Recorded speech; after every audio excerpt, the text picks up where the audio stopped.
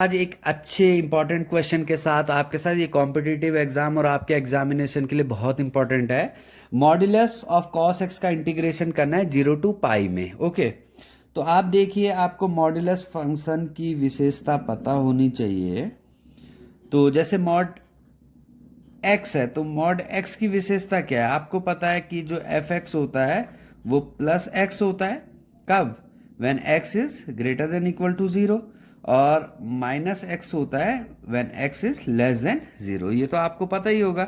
जैसे जब हम मॉड -3 लेंगे तो इसका आंसर क्या आएगा, क्योंकि ये जो है जीरो से कम है -3, तो ये क्या हो जाएगा -3। इसका आंसर क्या आता है 3।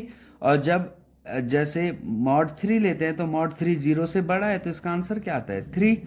तो वैसे ही जब F x mod cos x की बात है 0 to पाई पे, तो 0 to पाई पे सीधी सी बात है 0 to पाई/2 पे कॉस मॉड कॉस एक्स क्या होगा, पॉजिटिव कॉस एक्स हो जाएगा। कब?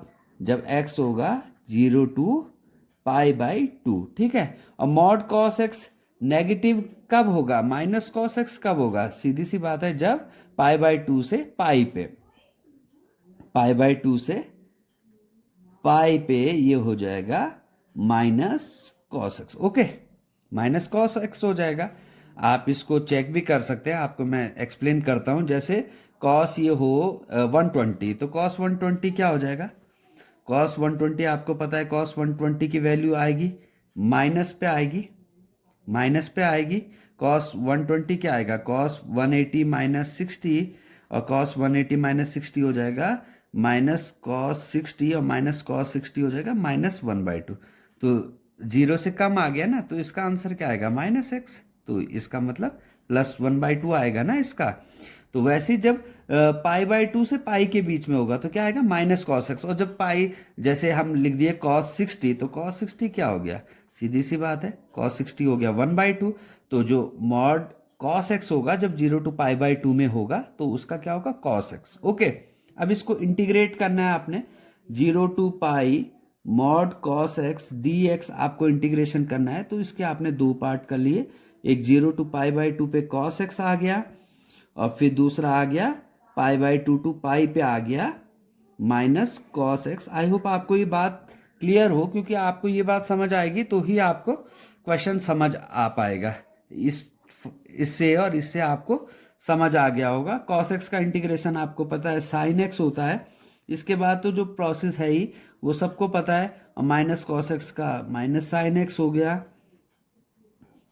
तो ये क्या हो गया साइन पाई/2 माइनस साइन 0, और यहाँ आ गया साइन पाई माइनस साइन पाई/2। आपको पता है 1 - 0, और साइन पाई आपको पता है 0 - 1, तो 1 - 0 माइनस माइनस +1, तो ये आ गया 2। तो आपका integration 0 to pi mod cos x d x आ गया 2।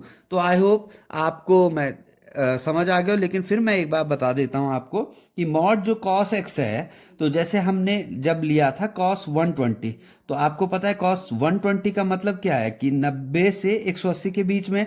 तो कॉस 1, क्योंकि आपको पता है सेकंड क्वाड्रेंट में कॉस नेगेटिव होता है, तो कॉस नेगेटिव यानी कि -1/2 आया था ना। तो जब एक्स क्या होता है लेस देन जीरो होता है तो -x आ जाता है। तो -x का मतलब आंसर -1/2 +1/2। और जब 0 से पाई/2 में है तो cos x आया है। तो ये आपको समझ आ गया होगा। Thank you very much.